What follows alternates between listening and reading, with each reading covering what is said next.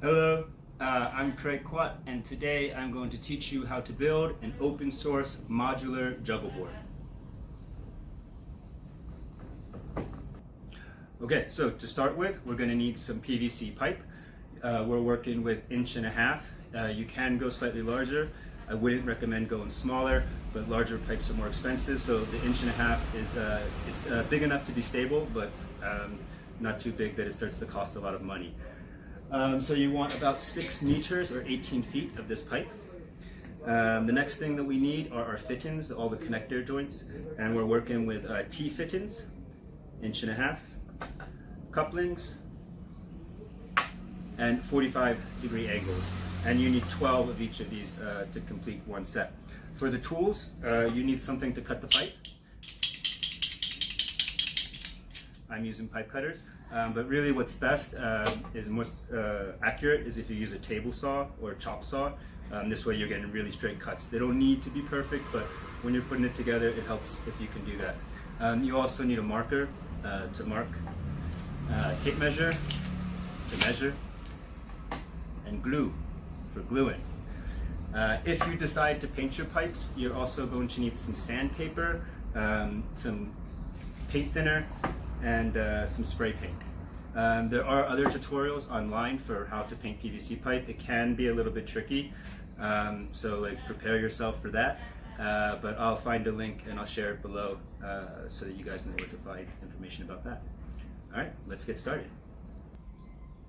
Okay, so starting off with the cuts, the first cut that you're going to need to make is 28 inches, 28.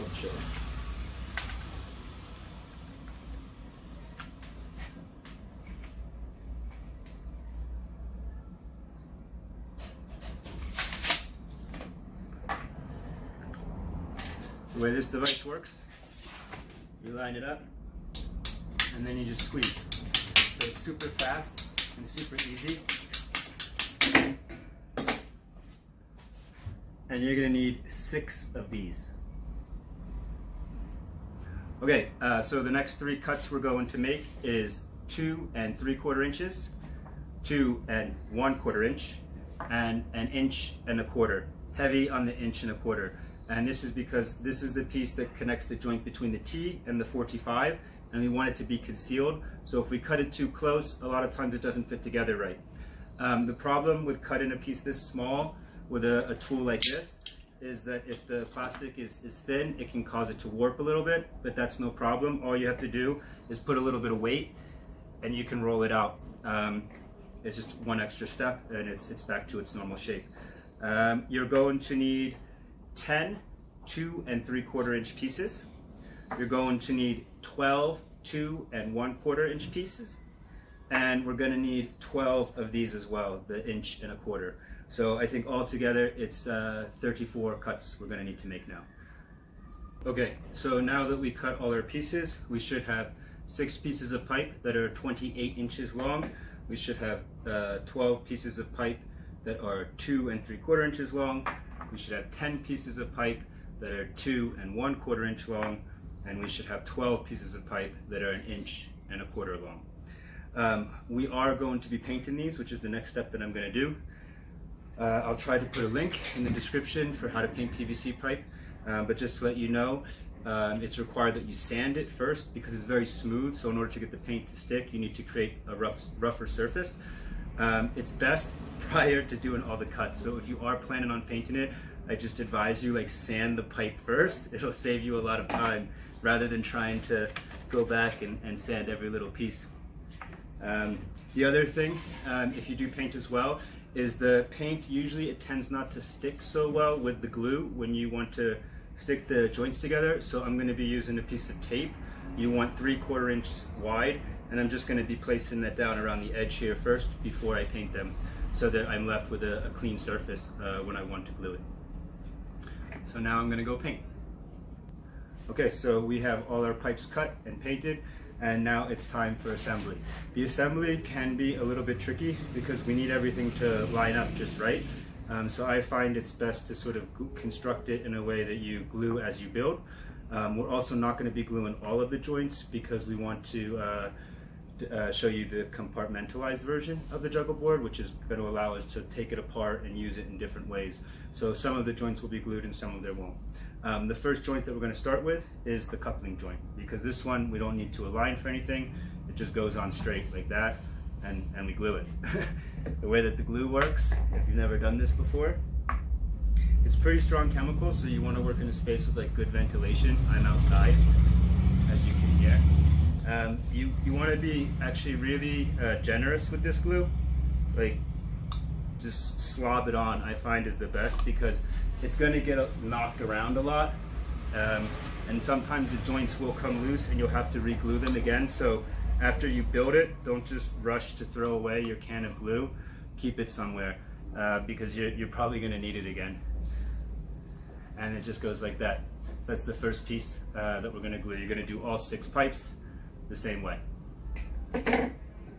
Alright, the next part we're going to assemble is what I call the hubs. It's the end parts of the juggle board where all the lanes connect.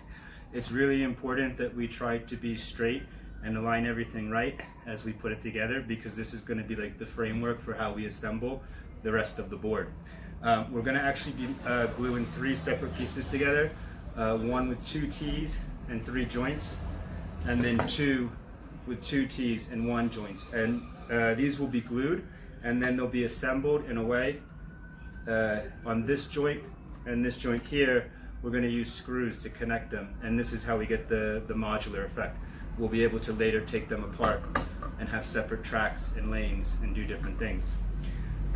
So you're going to use the 2 1/4 inch piece here. This is the smaller of the pieces, and you just use it to glue a set of 2.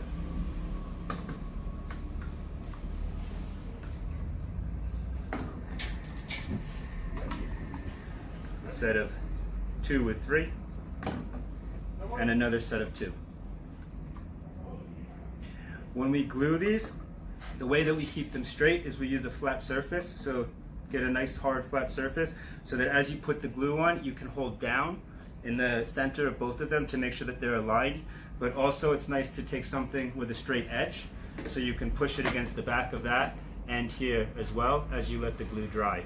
Like, you're not going to be 100% perfect, but we want to be like as close as possible. The plastic has some flexibility, so you don't have to be perfect, but try the best you can at this step to be straight. The straighter we can be here, the easier it's going to be to assemble later. As we wait for the T-hubs to dry, we're going to add the next layer to the main pipe, the main track. For this, we're going to use the 2 3/4 inch piece, the larger of the 2. And we're going to glue it inside the coupling here, pushing it down straight, and pushing it down straight there. This gives us the main piece of the frame. This part will now connect to the 45, which then connects to the T-hubs. So we just have a couple steps left to go. Alright, so now we are going to prepare our 45-degree T's for being connected to the 90-degree T's. To do this, we are going to take our 1 1/4 inch pieces, and we're just going to glue it in on one side in preparation for connecting it to the 90-degree T. Do this 12 times for all 12 pieces. Now we're ready to put everything together.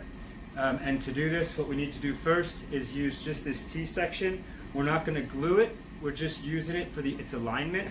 So by putting the pipes in on one side directly straight, that's going to give us the alignment we need to glue the 45-degree angles on the other side. I start here. We're actually not going to glue this 45-degree angle to the main part of the frame.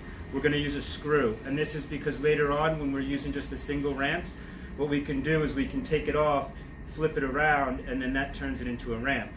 And we'll show you how that works later on. But for now, what we're going to do is we're just going to slide the 45 on without glue.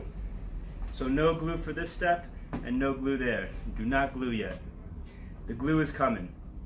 The glue comes when I connect this modular to the frame, because then that will allow it to set at the right angle that I want it to have. So I'll show you just this one, and then you repeat the process for the other 2. So I like to use a lot of glue. and I line it up, push it down, get a little bit of pressure, make sure it's flat and straight, and then I let the glue set. And you're going to repeat this now for the other two. Add in the 45s, no glue, and then add in the glue to the hub and connecting it using the other side as a frame. I'm going to glue these together and then I'll show you the other side. Alright, now that we've glued our 45s, you want to give that a little bit of time to dry. Like, make sure it's dry, don't get excited, and start gluing the other side until that side is dry. It's important that it's straight. We're going to repeat the same process as we did on this side. Attach in the 45s, not glue in the 45s, to the main pipe here. And then using the glue on the hub, as we call it, doing both of them at the same time. This is how we get quick and easy alignment. Again, it's not like perfect, but it gets the job done.